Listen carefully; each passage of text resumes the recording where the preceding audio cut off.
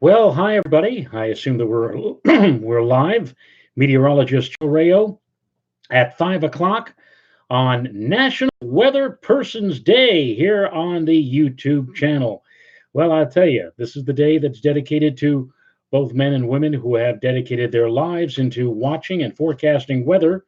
I'm not exactly sure when this officially became uh, a special day for all of us in the meteorological field. I can remember going back maybe as long as 25 or 30 years ago when I first heard about this. And now here we are all these years later.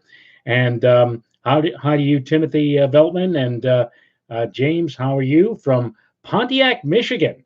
I'll bet you it's a lot colder over in Pontiac right now than it is here in little old New York, even though we have cooled down a bit over the last uh, over the last 24 hours.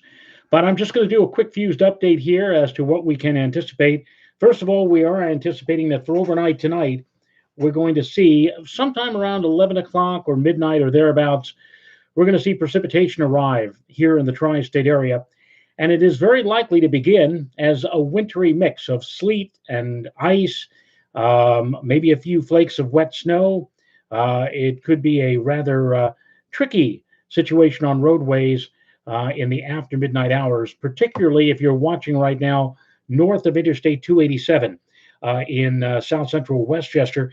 Even there, however, I think that by daybreak Thursday morning, tomorrow morning, much of the precip is going to be in the form of just plain rain. However, as you progress slowly to the north, it will remain colder for a longer period of time. And I do think that once we get to north or along of the Interstate 84 corridor, that includes extreme northeastern Putnam County and across the northern slice, the northernmost edge of Orange County, north of there, up into Dutchess County, Ulster, and Sullivan County, that's where precipitation is going to be maintained as frozen for much of the night tonight and into even an early part of the day tomorrow. That's where I think we're going to see the trickiest and slipperiest conditions in terms of roadway conditions. So I think that tomorrow morning, people like to ask, will there be school closings or school delays? There might be a few delays, between, let's say, Interstate 84 and Interstate 287. I don't think there's going to be any school closures, but there could very well be many delays and maybe even a few closures north of 84. So if you're watching me right now in a place like, let's say, Poughkeepsie or New Paltz, to give a couple of examples, you may very well have some problems to encounter tomorrow morning because of the fact that we are expecting some ice and sleet. I'm not expecting a tremendous amount. I think we're probably going to see less than a tenth of an inch, somewhere between, let's say, 1/100th of an inch, which still can cause problems. Believe me, I know there have been a couple of cases I have encountered, very, very light, almost like freezing drizzle. And you go outside and say, yeah, this is no big deal. That could cause a lot of problems. And we could be looking at that tomorrow morning, but not a full-fledged ice storm, but still just enough to make things rather tricky, rather slick and slippery tomorrow morning. There are winter weather advisories posted for northern Westchester, Rockland County, Putnam, Orange County, and points north. So just be safe. Move along slowly tomorrow morning. Um, Take it extra easy. Maybe leave a little earlier than you normally would for work or for school. South of 287, it may initially begin even as down there in southern Westchester and even parts of New York City and even Long Island. May get some pellets of ice and sleet mixing in, but it pretty much is going to go the way of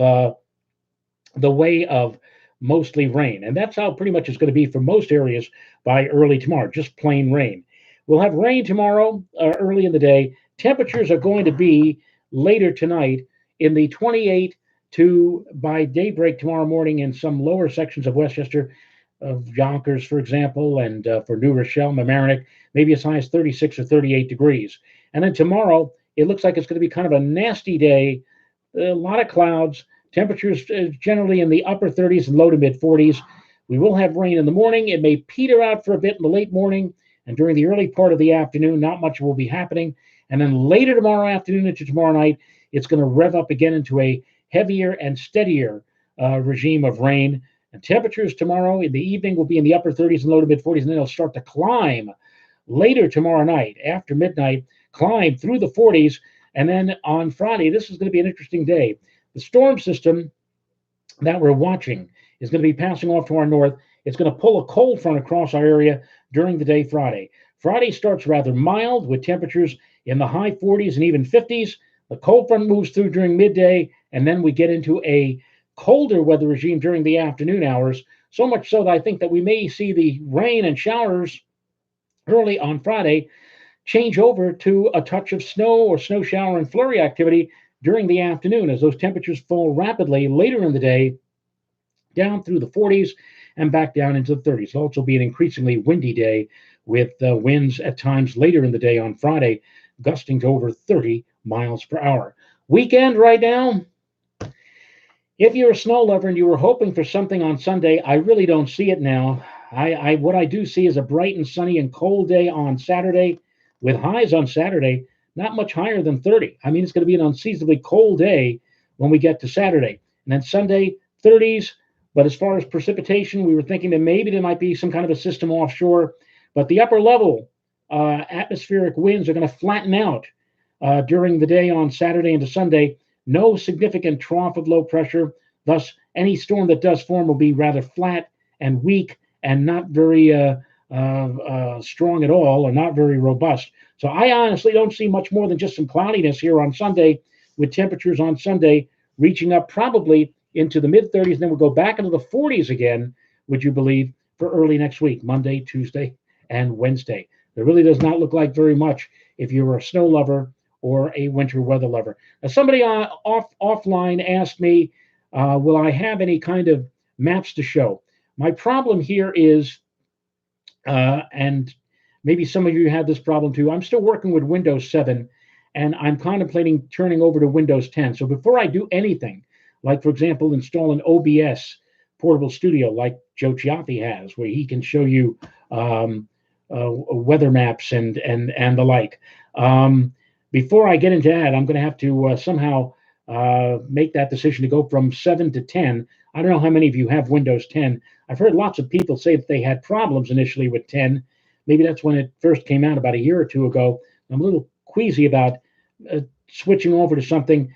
I have not had very many problems with Windows 7, but there's no more support for Windows 7. So I don't know what to do. I guess I'm going to have to go to Windows 10 eventually. But when I do make that transition, I will go to OBS and start learning the system of putting different maps in, again, like what Joe Chiaffi does. But for now, I'm just doing these short-term or short-fused updates, because really they're short fused because there's not much to talk about and there's not much to show. I mean, you know now in a few minutes exactly what's going on with weather, with or without weather graphics. And you know it hasn't really been much of a winter in terms of active weather for us, or at least in terms of cold and snowy weather for us. And looks like that's going to be the story even on into next week. Let's check out the board here. We have Tim Veltman, we have James, and Dennis Cassia. Hi, Dennis. Not too many people here. Partially my fault. I didn't promote that I was going to do this short fused update. It's actually my first short fused update in several days. Chiaffi and I will be back on his page, the YouTube page, tonight at 7 to talk about that. Timothy Veltman says, wait until Windows 11 comes out to upgrade. By then, they should have all the bugs worked out of 10. Yeah, and I'll get messages saying that they're no longer supporting 10, right? Right, Tim? I'm getting these messages every couple of days.